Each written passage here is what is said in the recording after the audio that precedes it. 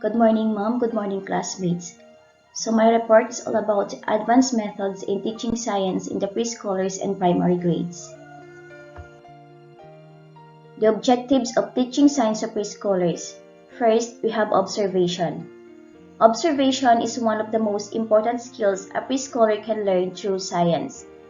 Because of preschoolers' innate curiosity, the concept of observation is easy to teach by providing many different materials to touch, observe, and manipulate. The children will learn the basics of scientific observation. Second, we also have classification. Classification is another important scientific concept that preschoolers are capable of learning. Third is communication. A big scientific concept that too often gets overlooked is communication. This is important in your preschool classroom too. So when children are observing objects, for example, in the science center or simply in your classroom, provide them with paper and crayons to draw what they see or to draw what they observe, and then later on, let them explain these observations. And then the fourth one is experimentation. So preschoolers use their experimentation skills every day in the classroom. Explain that when they perform scientific experiments, they will be answering the question, what if? Giving children a chance to observe, classify, and communicate before diving into the experimentation phase will give them a strong head start to learning science. A good experiment for preschoolers to begin with, for example, is a simple link or a simple sink or float test. Description of teaching methods and teaching strategies for teaching science in the preschoolers and primary grades. We have hands-on learning, or this is also called learning by doing. This type of learning is best suited for kinesthetic learners who learn from examples. Hands-on learning is another term for experiential learning, where individuals immerse themselves in a subject to learn. Another strategy or method is storytelling. Students love to hear stories, and therefore, storytelling is one of the best ways to get your attention in class. Another one is word games. This is a creative strategy to help elementary students experience the language of science. For example, we have the hangman, Pictionary, dingbats, bingo, Scrabble, and odd one out. Playing these games using scientific terms helps the students to work closely with different hard-to-understand words and use them fluently in their subject. Remote labs. Learning by doing is an unparalleled approach to teach science, and this is made a reality with remote labs. Students are given access to authentic scientific tools and opportunities to control remote lab experiments. Virtual science labs. There are many virtual science labs available online for free, and therefore, this approach also gives hands-on experience of learning the subject without much expense. Science museums give opportunity to students to visit a science museum as part of the learning process. This gives them access to innovative resources, and they can visualize data they learned in class. Science quiz. Include a science quiz as part of your classroom sessions when teaching science. This can be done as a whole class activity by splitting the group into 4 or more sets. Field trips. In the middle of boring classroom sessions, take your students out for field trips to experience science while learning. For example, go to an aquarium, a nature center, a scientist's home, or visit a pet store.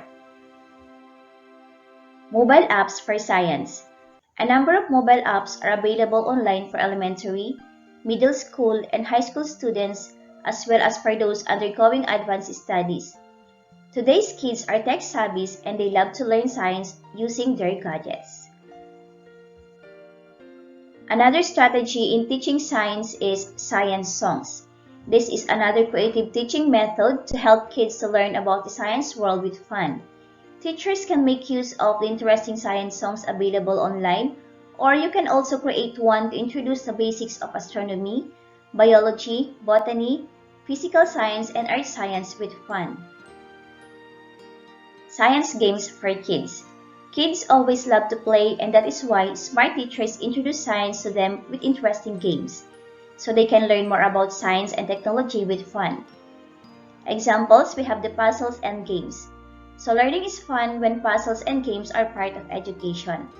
So children may not require taking conscious effort when their lessons are introduced through games. Puzzles and games help children to think creatively and face challenges. We also have peer-to-peer teaching. Students take the role of teaching each other that promotes excitement learning science.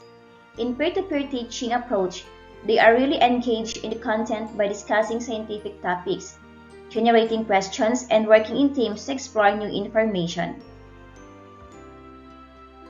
ICT-enabled learning.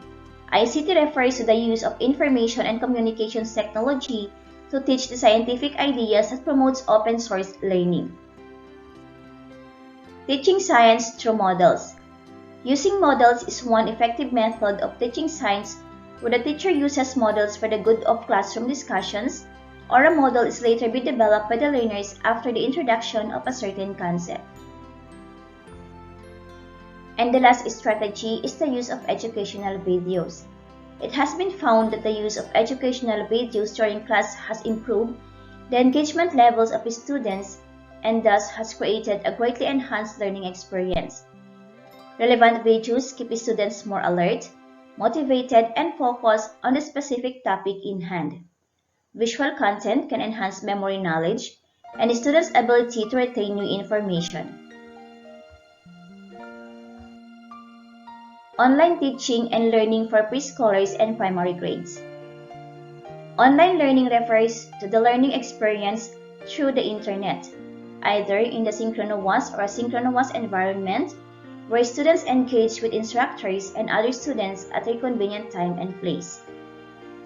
Online learning has seen a fast growth during the past decade because it has greater flexibility in terms of time, place, and pace of the study, easier and more effective access to a wider variety and greater quantity of information, and lower financial cost. In a globalized digital age, government agencies, educational institutions, corporations worldwide are increasingly promoting online learning, resulting in a shift from traditional face-to-face classes to distance and online learning. With the advancement of new communication technologies, online learning can provide a rich, authentic learning ecology that can facilitate collaboration and interdependence between learners. However, researchers have expressed their concerns about the quality of online learning and highlighted the main difficulties in creating an online learning community with a high degree of social presence and engagement. In addition, some scholars are also concerned about the major problems of online learning, such as social isolation, lack of interactivity and participation, delayed or insubstantial amount of feedback. Tips for virtual teaching. Use visuals. When young children are participating in virtual lessons from home, there will be some distractions and interruptions that are out of your control. A visual of what you want your students and their families to do is extremely helpful to keep your students focused. Make daily slide presentation. Make a slide presentation you can use each day. You can use the share screen option so your kids can see your slides on the screen. This will remind you what is up next and help you keep your lessons focused and on track. Spice it up ideas. If your virtual lessons begin to feel stale or you just want to spice them up, try incorporating puppets, sing a new song or finger play, or teach sign language signs you would eventually use in the classroom. Virtual preschool schedule. Stick to a schedule. Young children thrive on routine.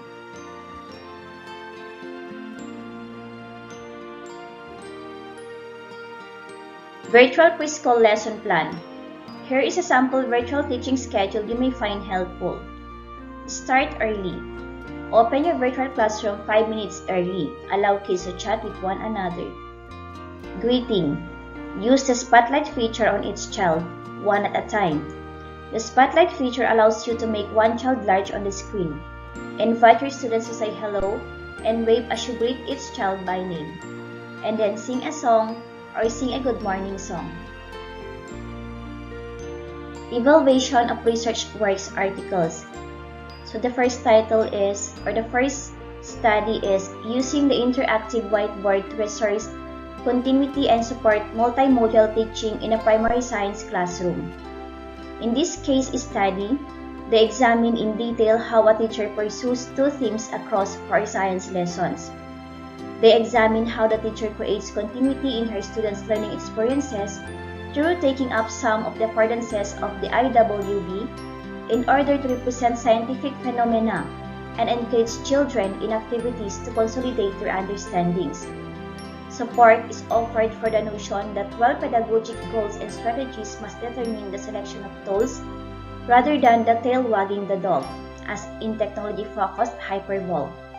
Planned use of the interactive whiteboard, conceptualized as a heterogeneous mediational toolkit, can be effectively integrated into teaching practice. Another research study is multimodal representations in primary science, what's offered by interactive whiteboard technology, teaching science. This paper reports on exploratory research that examine how students learn science with an interactive whiteboard. In this study, the IWB was found to support a range of multimodal representation types, including verbal, graphic, tabular, mathematical, pictorial, and kinesthetic. The affordances offered by the technology are discussed in this paper, and examples from primary science classrooms are used to illustrate how students learn science and demonstrate understanding through the multi-representations afforded by interactive whiteboard technology. Another study is students' experience of online learning during the COVID-19 pandemic, a province-wide survey study. Results from this survey study provide evidence that the students' online learning experiences are significantly different across school years. For most, policy implications were made to advise government authorities and schools on improving the delivery of online learning, and potential directions were identified for future research into K-12 online learning. And the last, online education in early primary years. Teachers' practices and experiences during the COVID-19 pandemic.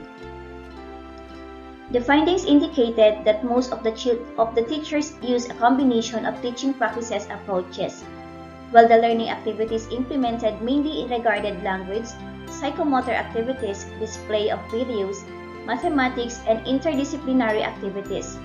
Teachers' feelings were initially negative, while afterwards, they experienced more positive feelings.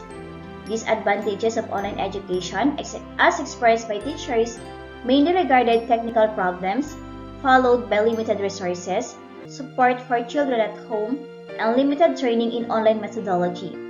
Teachers' positive experiences regarded children's familiarization with the technology and maintenance of contact with the school environment, while the role of the parents was revealed as essential. And thank you for listening.